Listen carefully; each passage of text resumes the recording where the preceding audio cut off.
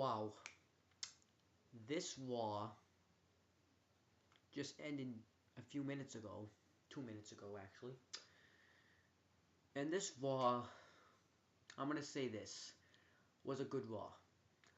I enjoyed this Raw. This Raw got me looking forward to the Royal Rumble. They busted their asses to try to get us to look forward to the Rumble. They tried to make this Raw seem special because the Royal Rumble's coming up in a few minutes. Not in a few minutes, a few 6 days. And they did a pretty good job for a go-home show for the Royal Rumble. And this Raw really got me psyched up for every match except the tag title match. This Raw was just good. I don't know how, like, it was good. I think this Raw was probably the best Raw of the year so far, even though there's only been really 3 Raws. But this Raw is a good Raw. They really did a good job trying to entertain us, trying to get us hyped up for the Royal Rumble. And as I get into my review, it's going to show that. So, the commentators for this show are Michael Cole and Jerry the King Lawler. Since it's Martin Luther King, and this Raw, by the way, happened on today, January 21st, 2013. And they show a Martin Luther King Day video package. And it was just a video package of what Martin Luther King Day was all about. But I kind of forgot that today was Martin Luther King's Day, because I did normally the normal stuff I usually do when I don't have school. Then Vicky Guerrero and Paul Heyman come out, and they are offended about what The Rock said last week. And I did like how Vicky would show Paul Heyman's, and Paul Heyman would show Vicky's, and they were upset about that. And then Vicky Guerrero said that if The Rock comes into the building tonight, he will be arrested.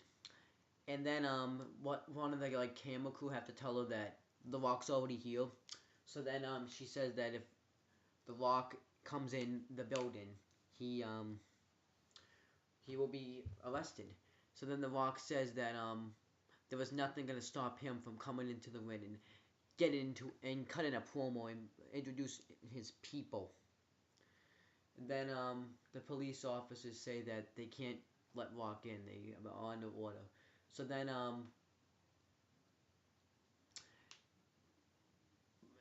Rock insults Paul Heyman by saying that he has that he has so much fat that he can't see his dick. He insults Vicky Guerrero by saying that she still looks ugly. He pretty much and Punk. So then he says that so then that kind of gets him to leave, and then Vicky Guerrero says if you smell what the Vic is cooking. And it was a kind of a no, it wasn't. It was a bad line right there. So then we find out that there's gonna be a beat the clock challenge, and the winner of the beat the clock challenge gets to choose what number they can go in for the Royal Rumble. The first match was Antonio Cesaro versus Randy Orton beat the clock challenge match, and this match was probably an awesome match. I really enjoyed this match. We haven't they are doing a good job of making Antonio Cesaro look strong. Orton got some hits in, then Cesaro started to take control. He did the gut wrench suplex. He actually pushed him off the apron when Orton was going for like a high risk move, and he just pushed him off the apron, and Orton's back the head hit the floor. Cesaro was just really working over Randy Orton. Then Orton would start to do his comeback, but then eventually when Randy Orton went for his DDT, Cesaro ended up countering the move, and then into a jackknife cover. They really went for a lot of roll-ups in this match to try to show that they can win the match fast. Then Cesaro hits Randy Orton with that uppercut move that he does, and then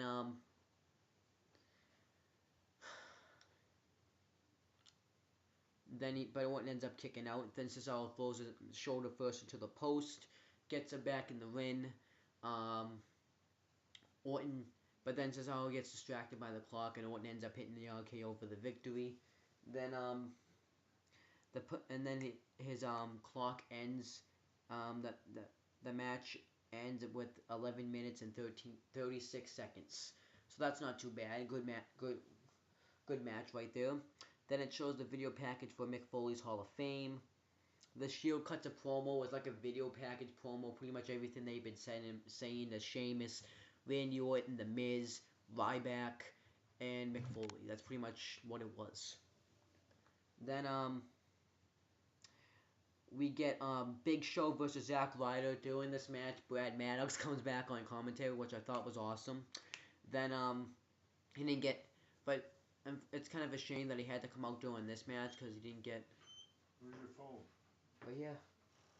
Sure you leave it, because I'll call you in the morning. Okay.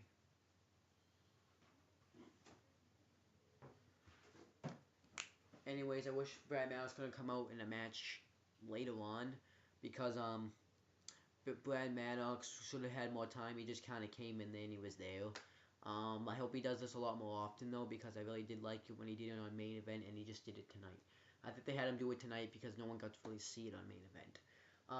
But this match was just kind of Big Show. I didn't really kind of pay attention because Brad Maddox came out. But it's just Big Show. I'm going to hit you with a knockout punch and pin him for the victory.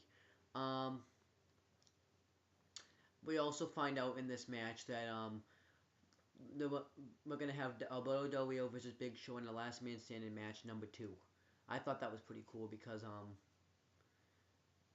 no one really got to see it on SmackDown because no one probably cared after they spoiled it, 1. And 2, no one really watches SmackDown. I did go out of my way, and it was a pretty good match on SmackDown, and I think it's going to be a pretty good match on Raw. Not on Raw, the Royal Rumble. I didn't really care about this match, but now they made me care about it because they put the Last Man Standing match there, and I think they needed that. I don't think it's going to be as good as the one on SmackDown, considering that they couldn't, that they can't have it be considering that they can't have it there because well, they can't have it be as good because we're gonna have the Rock and Punk and we're gonna have the Rumble, so it's gonna take up some time. But this match should have, I think it could have some time to it, and I think it could be a special match, and I think Del Rio's probably gonna win the match though since he just got the belt. Then we get then Paul Heyman's backstage. He's talking on the phone saying how The Rock won't be coming into the building tonight. Then he says that Brad Maddox comes up and he says, "See, I proved to you I can be in this company." And Paul Heyman apologizes to him since he said he was wrong. Then Heyman said that he's gonna make Brad Maddox a big superstar. So then we get Heath Slater with Jinder Mahal and Drew McIntyre versus Ryback. Yep. You talk so loud.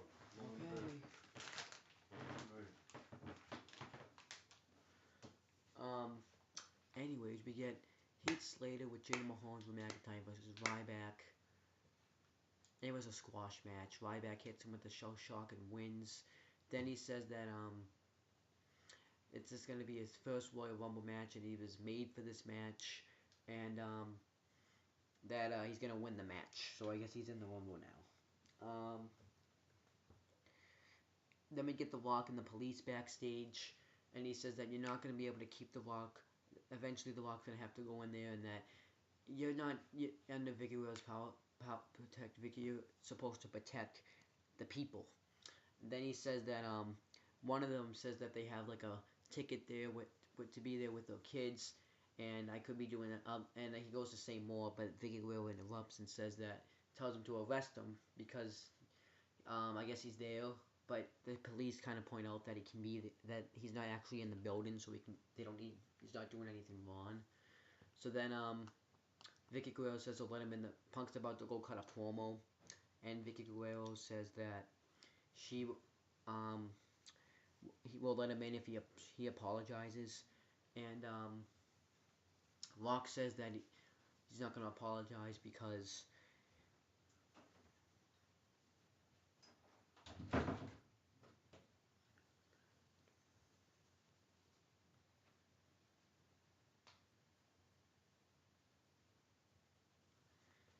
says that he's not gonna come in the ring, well, in the arena, because he's gonna do it on his terms, and that Vicky Guerrero is still a, what's he call it?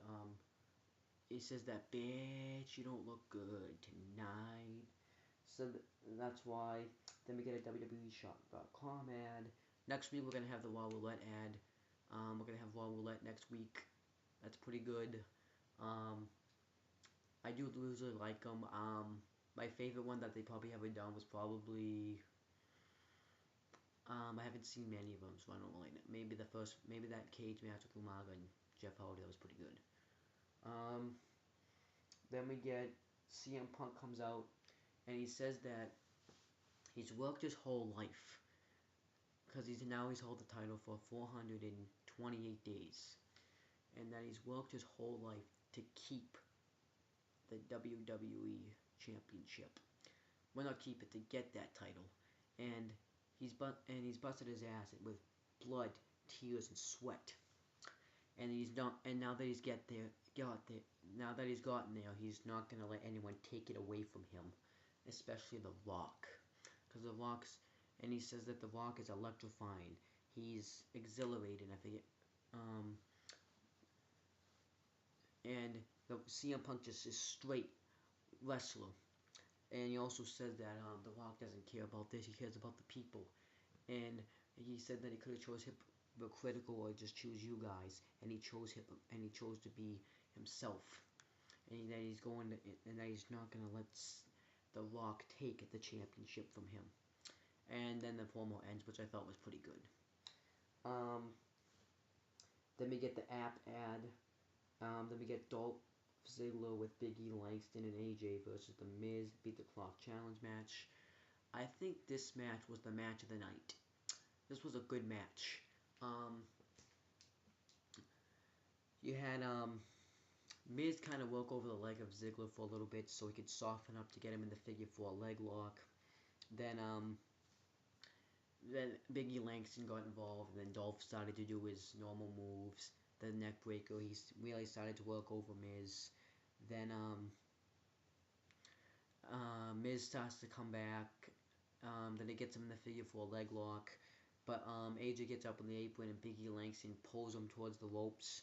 Then Miz tries to wall him up for the win, and he kind of holds the tights, and his ass is kind of Ziggler's ass is kind of sticking out. And I also should mention that when Miz was outside the ring, the clock stopped for a few seconds, and I thought that was kind of strange. Then Miz goes out to the ring and gets Ziggler, puts him back in the ring, gets distracted by Big E Langston. Then he gets hit. Ziggler kind of like pushes him towards the ropes eventually. Then Big E Langston, he thinks Big E Langston's about to hit him. Then he gets hit with the zigzag for the win, and that match lasted 10 minutes and 56 seconds. That's pretty good. Then after that, we get the WWE Slam of the Week, and that was when Team Hell No had that evaluation for anger management last week. And then we get the anger management graduation. This was actually a funny segment, I'm not gonna lie. Dr. Shelby kind of said something interesting that kind of caught my eye. It was that he was the only superstar. No, these are the only people that graduated his anger management course. And I'm just thinking, wouldn't he be fired if they were the only people? I mean, he looks like he hasn't been doing it that long. I mean, he's been doing it for a long time. But then they come out. They said that now that he tells Kane that he went from always wanted to inflict pain to wanting to have hugs now. That Daniel Bryan used to get angry when people would say he has a goat face, all that stuff. He gives them the graduations, and he says that it's always the best student in the grades that gets the valedictorian, but he doesn't give grades, so then he has them decide. They argue. Kane thinks it should be Daniel Bryan. Daniel Bryan thinks it should be Kane. So then Dr. Shelby starts yelling, and he says, wouldn't it make you feel better if you gave hugs? And they both say, well, Kane says, I guess. Daniel Bryan says, maybe. And then Dr. Shelby says that everybody should hug. So Kane says, even Michael Cole and Jerry the King Lawler. And he says, yes. So they hug. And then he says, even the doctor at ringside and Justin Roberts. He says, yes. Then he has some fans hug, and then they all hug, and then the segment ends, which I thought it was a pretty funny segment. I don't think many other people did, though. Then we get the Royal Rumble ad with Punk and Rock match. The WWE Slam the Week #2 when Caitlyn beat Eve for the Divas Championship. Then we have Alicia Fox versus Caitlyn. I just watched a video. I watched a video on the Royal Rumble contest by the Wrestling Gurus, which I will win. I hope I get entered in it because I want to be in it.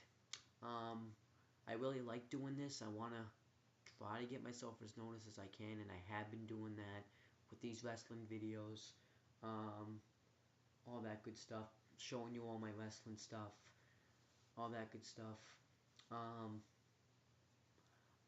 I really did like it. I even got to review some of my DVDs. There is a DVD review coming up too.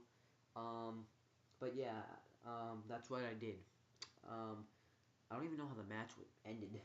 I don't even know who won the match. So that's how much I paid attention. So then we get Paul Heyman and CM Punk backstage, and Paul Heyman says he's gonna go out there and cut a Paul bomb instead of a pipe bomb, a Paul bomb, and he showed CM Punk to his luxury box. Then Paul Heyman comes out to cut a promo, and he says that my fan is not too big, so I can't see that. He says that CM Punk, that he represents CM Punk, and he's the voice of the voiceless, and that and he also says that CM Punk's gonna beat The Rock. The Rock is not going to take the title from Punk. The Rock's music hits. He gets in because he has a ticket. And then he comes out. Heyman goes to say that what are you doing? What are you doing here? Just because you have the ticket, but that doesn't mean. And then before he can finish the sentence, The Rock says, "Shut up, Twinkie tits." So then The Rock says that it's a dream of his. He's worked 10 years to get this shot, and he doesn't want to lose it. That if you, oh God, you'll be able to see inside my soul that this is my dream to become the WWE champion. Then The Rock says that. Then The Rock says that he will beat CM Punk for the WWE championship, and then he's gonna hold it again. That he does deserve to be called the best in the world, but he doesn't act like he's the best in the world. Then after then his music hits, and then the lights go out. Then when the lights come back on, the Shield's attacking him. And actually, right when at this point, I'm like, wait, is this Shield gonna do anything tonight? I was thinking this, and then the Shield give him that triple power bomb. Then CM Punk says that, how you feeling, Dwayne? You see, the things about dreams, you have to wake back up eventually, and when you wake back up, you're going to realize that the Great One just wasn't great enough to beat CM Punk. And then he ends it, and that makes me look forward to the match a little bit more. But we're going to get to more of that eventually. Then we get a Martin Luther King tribute. Then it shows the Shield attacking The Rock. Then we get Sheamus versus Wade Barrett in a Beat the Clock challenge. This was a good match too. I like this match as well. When Sheamus is going for the blow kick, then Ziggler, Biggie Langston, and AJ comes out. They distract Sheamus, but then Wade Barrett ends up giving him that rolling, the winds of change, but he doesn't get him. Then they're both down. Sheamus hits the blow kick on Wade Barrett, but before he can cover him, the time runs out, so Ziggler gets to pick his entrance for the Rumble. He does though, but watch this. Then we get a WWE Shop.com ad, the Royal Rumble ad, the one that I talked about that no one's put on that cannot make someone want to watch the Royal Rumble. Then we get Vicky Guerrero backstage. Dolph comes up and says, "I did it, Vicky. I get to pick my name for the Rumble." She says that AJ looks good tonight, kind of referring to what The Rock said to Vicky, except backwards. then we get then eventually Vicky Guerrero gets mad and says that Dolph can pick his entrance for the Rumble, but he can only pick 1 and 2. So then that's not really fair. Like you have you had this whole thing just to have Dolph win and he can only pick 1 and 2. That just proves that Dolph's not gonna win the Rumble. I wonder if that's why they did this, because they know Dolph's not gonna win because he still has his case, so they just have him do that. And if he wins, I'm gonna laugh. Yeah, but so then he's in shock. He's probably completely gonna choose 2. It doesn't really matter which one he chooses. So then it shows the Shield attacking Rock again. Then CM Punk and Paul Heyman are backstage again, and Vince McMahon's kind of suspicious about Punk because the Shield had attacked him, but CM Punk says he has nothing to do with it. And Heyman points out that wait, but they've been attacking Sheamus, they've been attacking the Miz, Randy Orton, and then Vince McMahon says that if the Shield gets involved, he will strip CM Punk of his WWE Championship. Then Punk says, "I can beat The Rock myself," and he's like, "I knew you should have messed with him."